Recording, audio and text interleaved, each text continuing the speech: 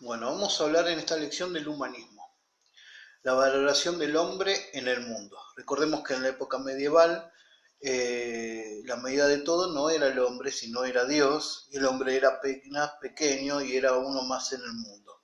El humanismo surge en las ciudades italianas, sobre todo en Florencia, ¿no? Eran intelectuales los humanistas que se habían formado en las universidades, que sobre todas las cosas resucitaban las obras antiguas grecorromanas de Grecia y de Roma. Es por el descubrimiento de estas obras antiguas donde empieza a resurgir el humanismo y lo que luego se llama también el renacimiento, por eso se llama renacimiento artístico más adelante, ¿no? Pero bueno, el humanismo está vinculado a todas las ideas de la burguesía, ¿no? La burguesía, aquellos hombres que empezaron a tener mayor poder, que vimos en los otros videos, empiezan a tener mayor preponderancia. Y entonces se interesan por el humanismo y empiezan también a apoyar esta gente en sus obras, ¿no? Bueno, vamos a ver que los humanistas, por ejemplo, empiezan a rescatar textos de Platón y Aristóteles, que eran eruditos griegos, filósofos, y es lo que buscan es que el conocimiento le da al hombre mayores posibilidades de felicidad y de libertad. ¿Mm? Eh, Tenemos postulados, tenemos ideas que tienen los humanistas, que lo vamos a ver ahora, y es una afirmación de la presencia del hombre en el mundo. El hombre ahora es el centro y la medida de todas las cosas. ¿Mm?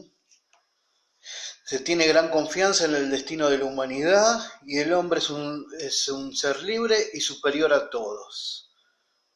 Después, el otro postulado que tiene es una revalorización de la vida en la Tierra.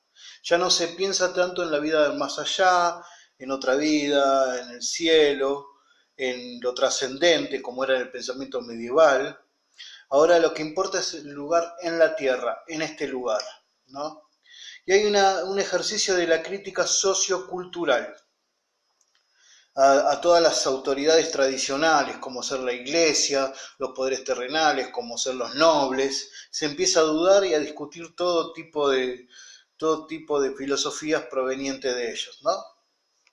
Y se empiezan a discutir todas las teorías que hasta ahora científicas había.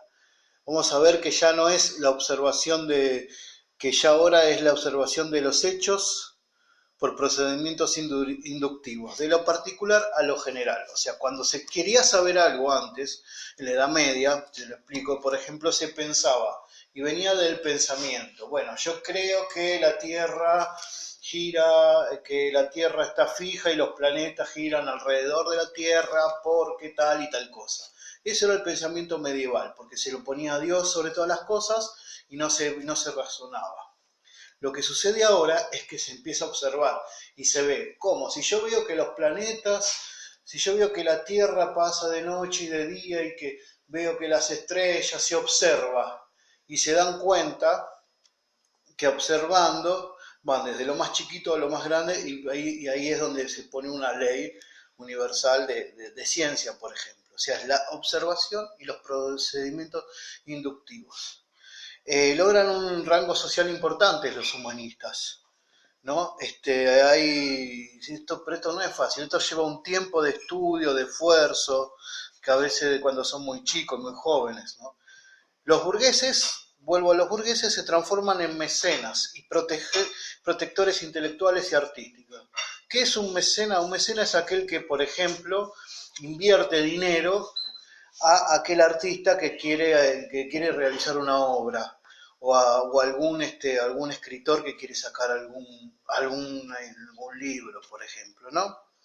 Es así que ellos, burgueses que son poderosos económicamente, es como que se transforman en piadosos, se transforman en alguien que ayuda a otro, pero desde el lado del arte, desde el humanismo. Tenemos, por ejemplo, a los Médicis, que en Florencia fueron uno de los grandes que hicieron un mecenazgo hacia los artistas. Percursores del humanismo, eso podemos ver en cuanto a la literatura en Italia. Dante Alighieri, de 1265 a 1321, es un célebre poeta florentino. Él estudió mucho a los poetas latinos, a Virgilio, por ejemplo, de la antigüedad, ¿no? Él estudiaba.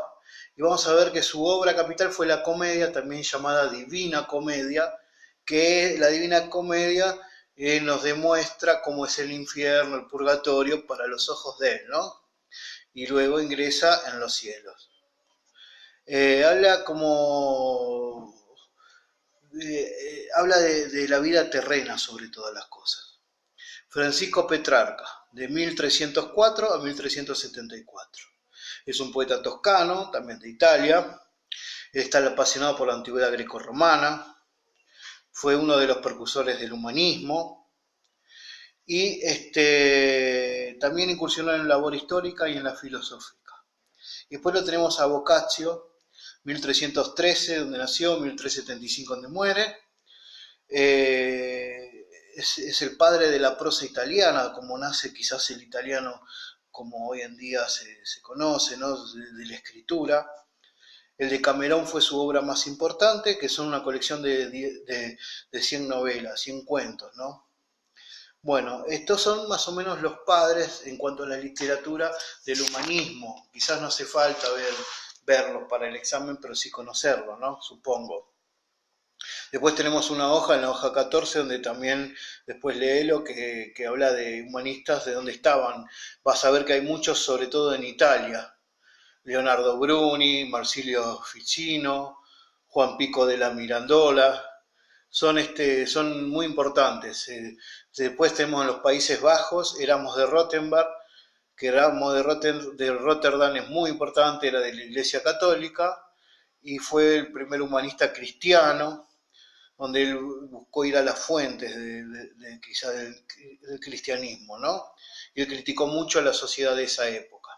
Pues tenemos a Tomás Moro en Inglaterra, también muy importante, donde escribió una obra, Utopía, donde se habla acerca de una vida, una república imaginaria, ¿no?